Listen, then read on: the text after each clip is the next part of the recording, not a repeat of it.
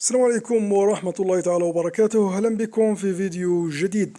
الفيديو تاعنا تاع اليوم راح نتحدث فيه على الجناح الأيسر الجزائري أو الظهير الأيسر الجزائري، واللي هو ريان أيت نوري، واللي يقدم في مستوى ما شاء الله عليه في الدور الإنجليزي. يعني حتى أنه بدأت بعض الأندية تلاحقه، وهناك الكثير من المصادر اللي تقول بأنه راهو مطلوب في عدة أندية كنادي ليفربول، واللي راح يسعى للتعاقد مع هذا اللاعب خاصة في الميركاتو الشتوي.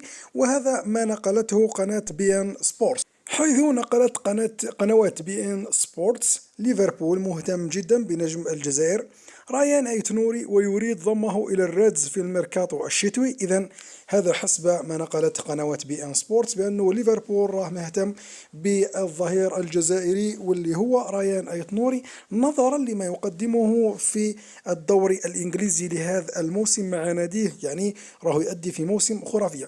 وحسب أندي كايلا نيوز يمكننا أن نؤكد أن نادي ليفربول الإنجليزي قد أجرى استفسارات حازمة بشأن الظهير الأيسر الجزائري الشاب ريان أيت نوري صاحب 22 عام، حريص جدا على الانتقال إلى الليفر. إذن هذه كلها تقارير تفيد بأنه حتى اللاعب يريد الانتقال. إذا كان ليفربول مهتم بهذا اللاعب فنتمنى له الأفضل، لكن هل إدارة وولفرهامبتون سوف تسمح للاعب بالانتقال؟ إذن حسب المدير الرياضي لنادي وولفرهامبتون لصحيفة التلغراف المقربة لنادي ليفربول، سأعتبر عرض 32 مليون أورو مزحة من إدارة نادي ليفربول، فهي جس نبض فقط لدخول في مفاوضات جدية مع اللاعب أيت نوري. إذن هناك جدية، هناك أظن بأنه هناك بصيص أمل أن اللاعب ينتقل إلى ليفربول. هذا ما نتمناه جميعا. إن شاء الله ينتقل اللاعب، لأنه يقدم مستوى رائع جدا،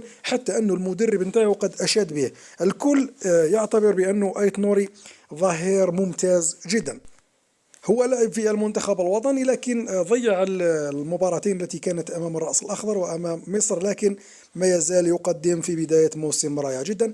هذا ما كان لدينا في هذا الفيديو، نرجو أن ينال إعجابك. للمزيد من الأخبار تابعونا على السوشيال ميديا تيك توك وكذلك الانستغرام.